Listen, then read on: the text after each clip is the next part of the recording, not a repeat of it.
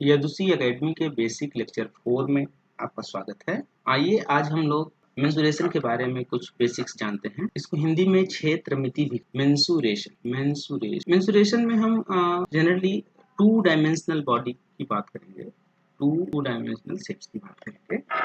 इसमें हमें 2 चीज़ों का ध्यान देना होगा। एक होता है पेरीमीटर, दूसरा होता है एरिया। पहले हम उस शेप को देखते हैं।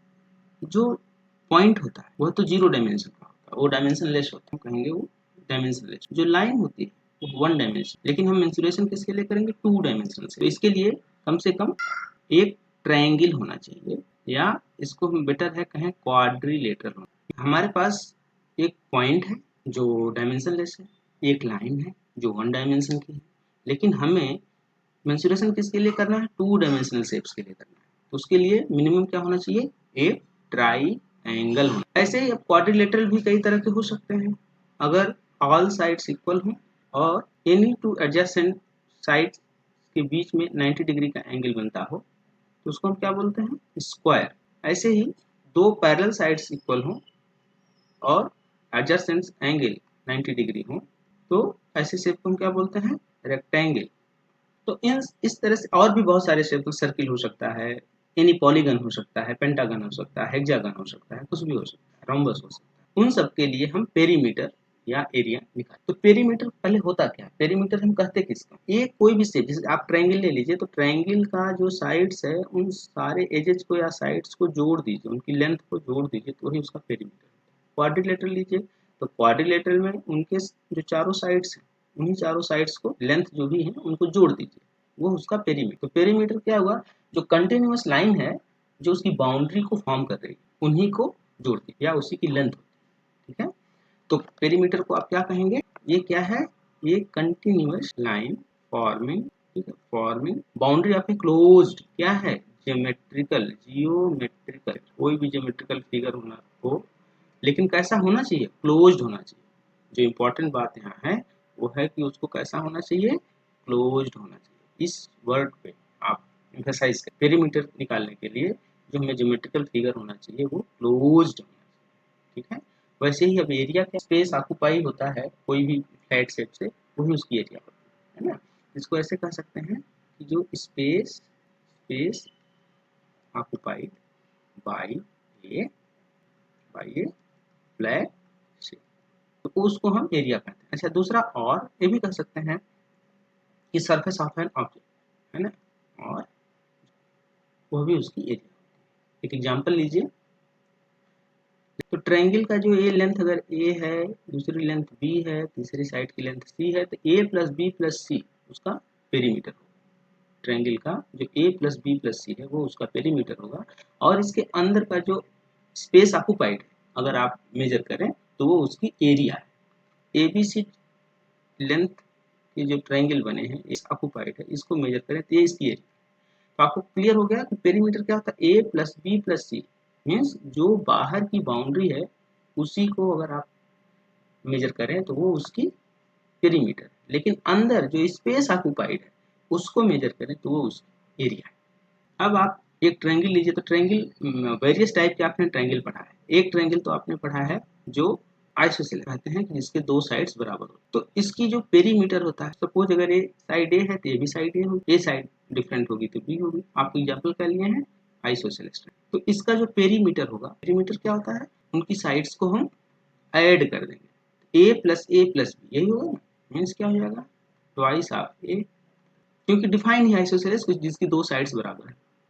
अब इसकी एरिया क्या होगी? एरिया के लिए आप ट्रायंगल की एरिया नॉर्मली क्या लिखते हैं? Half base into height. अब इसमें आपके इस ट्रायंगल में क्या हो रहा है? इसमें हाइट तो आपको भी पता नहीं है, तो आप क्या करेंगे? इस हाइट को कहीं से अगर आप निकाल सकें, किसी तरह से अगर इस हाइट को पता कर सकें तो उसकी एरिया क्या होगी? Half base into height. Base क्या है? ये डिस्टेंस आपका बेस है, जिसको आप लकीली यहाँ बी कहे हो। अब क्वेश्चन ये होगा कि इस हाइट को कैसे निकालें? तो इस हाइट को आप इजीली निकाल सकते हैं। अगर एक ट्रायंगल का ए बी और ए एंगल सब दिया हुआ है, आपको मालूम है, तो उसके बेसिस से आप हाइट निकालें। अभी आप इतना जानिए कि एरिया जो होती है हाफ बेस इनटू हाइट। अगर यही ट्रायंगल आपका इक्विलेटरल ट्रायंगल है, इक्विलेटरल में आपको क्या पता होता है, उसकी तीनों साइड्स बराबर होती हैं। अगर एक साइड की लेंथ ए है तो दूसरे की भी ए होगी, तीसरे की भी ए होगी, सारे एंगल 60 डिग्री होंगे, इंटीरियर एंगल। इक्विलेटरल तो इसका पेरीमीटर क्या होगा, ए प्लस ए 3 बार जोड़ेंगे तो ए इसका पेरीमीटर। इसकी एरिया क्या होगी, जनरल फार्मूला वही होगा, हाफ बेस इंटू हाइट। इसकी बेस आपको पता है ए है, अब हाइट इसकी भी आप निकाल लेंगे इसी तरह से, बहुत आसान है निकालना, वो हम आपको आगे बताएंगे। पहले अभी कॉन्सेप्ट समझिए। अगर ये इसकी हाइट है तो हाफ बेस इंटू हाइट, यहाँ बेस की जो लेंथ है वो ए है, इसलिए हाफ ए इंटू एच हमने लिख दिया। ये कंफ्यूजन नहीं होना, मान लीजिए कोई कहा कि इसकी लेंथ बी है तो ठीक है, हाफ बी इंटू एच हो जाएगा। कहने का मतलब है कि area half base into height है, फंडामेंटल। लेकिन अगर एक ट्रायंगल आपने पढ़ा था स्केलीन, जिसके ऑल थ्री साइड्स इक्वल नहीं है, तो इसका जो पेरीमीटर होगा वो ए प्लस बी प्लस सी होगा, इस प्लस सी। इसकी जो एरिया होगी, इस पॉइंट से आप जो बी है इस पर एक परपेंडिकुलर ड्रॉप करिए। अगर उसकी हाइट एच है तब तो यहाँ भी half base into height formula valid है, वो चलेगा। लेकिन इजी वे होता है कि उस हाइट को न निकालें, तो अगर आपको इस पेरीमीटर का आधा कर दीजिए, जिसको हम एस बोलते हैं, तो इसकी एरिया, इसको आप अभी मेमोराइज करिए, इसको हम डिराइव करके आपको अच्छे आपके रेगुलर क्लास में बताएंगे। S S minus A S minus B into S minus C, जहाँ पर एस क्या है, एस कुछ नहीं है, पेरीमीटर का आधा है। तो इसकी एरिया बहुत इजीली निकल जाती है, क्योंकि गिवन क्वांटिटी आपके पास ए बी सी होती है, तो ए बी सी से ही आप इसकी एरिया को निकाल सकते हैं। स्क्वायर है तो ऑल साइड्स इक्वल है, सपोज सारी साइड्स की लेंथ जो है ए, तो इसका जो पेरीमीटर होगा ये क्या होगा, 4 बार ए को जोड़ेंगे तो ए कितना होगा 4a, ठीक है, जहाँ ए क्या है, साइड ऑफ ए स्क्वायर। फिर इसकी एरिया क्या होगी, एरिया आपको पता है ना कि इसके अंदर का जो स्पेस ऑक्युपाइड है वो इसकी एरिया होगी। इसकी एरिया अगर एक साइड ए है ऐसे है, दूसरी साइड ए है इंटू ए, इसको आप क्या लिख देते हैं, ए टू द पावर 2 या ए स्क्वायर, इसको क्या करते हैं ए स्क्वायर। तो अब देखिए ए क्या है, एक लेंथ है ना, तो ए को 2 बार मल्टीप्लाई किया आपने, ए इंटू ए किया, तो एरिया की जो डायमेंशन हो जाएगी वो क्या हो जाएगी, अगर ए लेंथ को आपने मीटर में मेजर किया है तो एरिया मीटर स्क्वायर हो जाएगी। ए को आपने फुट में मेजर किया है तो एरिया जो फुट स्क्वायर हो जाएगी। जैसे आप देखते हैं ना कहीं कोई आसपास की लैंड होती है तो कोई बाहर से लोग मेजर करने आते हैं, बोलते हैं इतनी स्क्वायर फुट है, स्क्वायर फुट। ऐसे कोई जंगल की एरिया है, मान लीजिए अगर उसको मेजर करना है तो उसको आप क्या बोलते हैं, वो स्क्वायर किलोमीटर है, क्योंकि उसको आप किलोमीटर में मेजर करते हैं, बड़ी चीज बड़ी एरिया है इसलिए उसको किलोमीटर बोलते हैं। लेकिन एसआई यूनिट जो आपको फिजिक्स में बताया जाएगा तो उसमें होगा कि मीटर ही हमारी जो एसआई यूनिट में आता है लेंथ के मेजरमेंट के लिए, तो एरिया को जनरली हम मीटर स्क्वायर में बोलते हैं। अब ऐसे आप एक अगला एग्जाम्पल, एक रेक्टेंगल ले लीजिए, तो अगर एक साइड ए है तो ये भी ए होगी, तो दूसरी अलग डिफरेंट साइड है तो अगर ये बी है तो ये भी बी होगी। जो पेरीमीटर होगा A plus A B plus B, A plus A 2a, B plus B 2b, तो इसको आप ऐसे लिख सकते हैं ट्वाइस। ऐसे इसकी एरिया क्या होगी, वो जस्ट ए इंटू बी होगी। स्क्वायर के केस में आप ये बी जो है ए के बराबर था तो ए इंटू ए स्क्वायर हो गया था, लेकिन रेक्टेंगल के केस में ए और बी है, क्योंकि एरिया में 2 डायमेंशन यूज हो रहे हैं। आगे देखते हैं, मानिए आपके पास कोई एक ट्रेपेजियम है। ट्रेपेजियम क्या होता है, यह भी एक क्वाड्रिलेटरल ही होता है, जिसकी 2 साइड्स पैरेलल होती हैं। पैरेलल होना यहाँ जरूरी है, इक्वल होना जरूरी नहीं है। और मान लीजिए कि बाकी 2 साइड्स अलग अलग हो सकती हैं, तो यह भी एक क्वाड्रिलेटरल है। तो इमेजिन करिए कि इसकी जो 2 पैरेलल लाइंस हैं वही गिवन है, एक लेंथ ए दिया है, एक दूसरे की लेंथ बी। अब 2 पैरेलल लाइंस हैं तो आप उनके बीच में जो हाइट है उसको पता कर सकते हैं। मान लीजिए वो हाइट आपको कहीं से दिया हुआ है, ये हाइट नहीं दिया है तो कोई एंगल दिया होगा तो उससे आप हाइट को पता कर लेंगे। ट्रेपेजियम की एरिया कितनी होती है, यहाँ पर हम फोकस करेंगे एरिया के ऊपर। इसमें आप क्या करिए, आपने ऊपर की लेंथ को बी कहा, नीचे की लेंथ को ए कहा।